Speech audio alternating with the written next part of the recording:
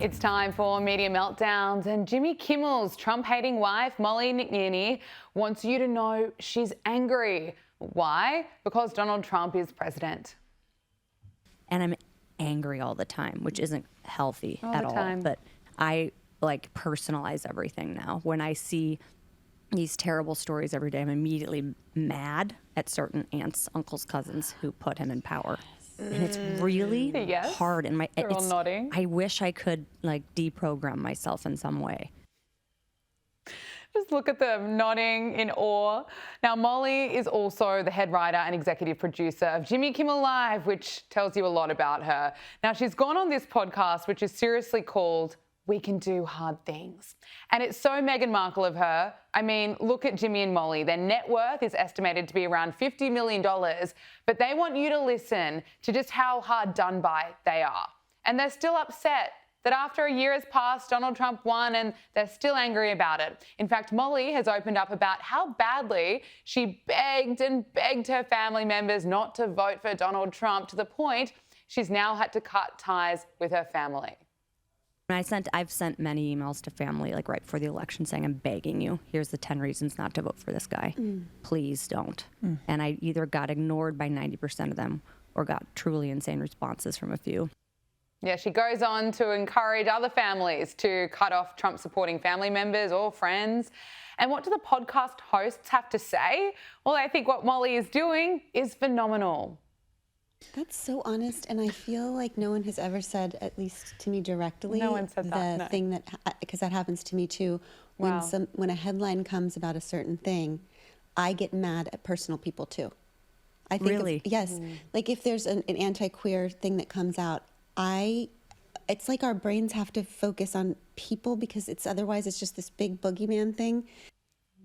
Brains can't focus, imploding. What Molly said was groundbreaking according to those podcast hosts, and they're now bonding over how triggered they are by the millions of people that voted for Donald Trump, and that they know some of those people are related to some of those people. And if this podcast couldn't be any more insufferable, Jimmy Kimmel, well, he speaks out and he tries to blame Donald Trump's win on people being lied to, not from him, but from other more successful media outlets.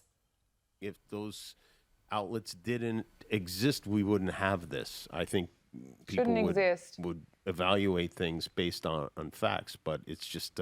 They have Cousin Molly's Instagram, and I give them facts every day, and they just seem to be ignoring them, and that's what bothers me.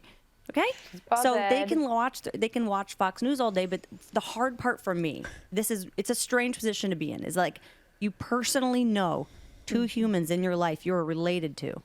Our jobs here, we don't tell lies. We tell jokes, but we are literally scouring the news every day.